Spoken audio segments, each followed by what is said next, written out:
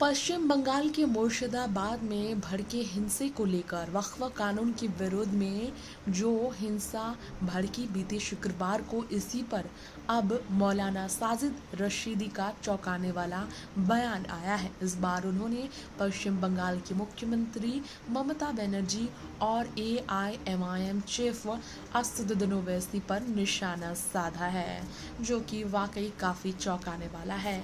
जी हाँ, ओवैसी को मुस्लिम पक्ष के ही इस शख्स ने बड़े स्तर पर लताड़ दिया है।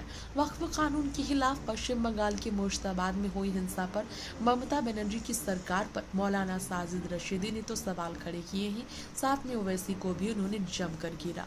मौलाना साजिद रशीदी ने बंगाल सरकार पर समेत विपक्ष पर कई गंभीर आरोप लगाए।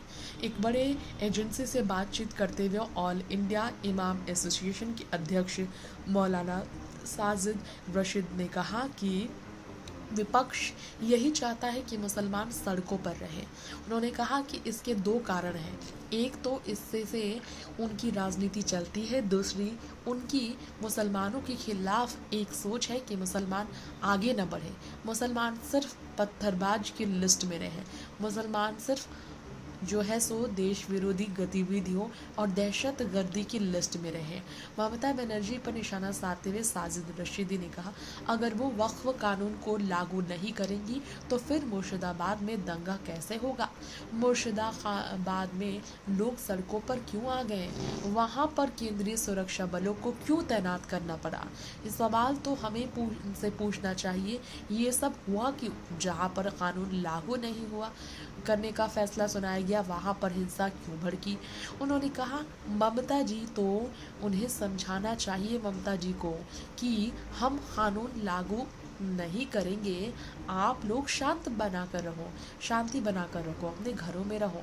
साजिद रशीदी ने कहा, ममता ने अभी हाल ही में कहा था, मैं हूं ना, तुम चिंता मत करो, मैं इसे लागू नहीं होने दूंगी, तो फिर मुसलमानों को सड़कों पर क्यों आने दिया? कांग्रेस पर भी निशाना साधा। मौके पर साजिद रशीदी ने कहा, हम पिछले 50-60 सालों का हिसाब देखते हैं तो पता चलता है कांग्रेस और अन्य सेक्युलर दलों ने कभी नहीं चाहा मुसलमान पढ़े लिखे आगे बढ़े। हमेशा से मुसलमानों का गलत इस्तेमाल किया गया। विपक्ष की राजनीति मुसलमानों पर टिकी है। वो जितना मुसलमानों को भड़काकर सड़कों पर लाएंगे, उतना ही इनके करीब जाएगा, उतना ही मुसलमान उनको वोट देगा।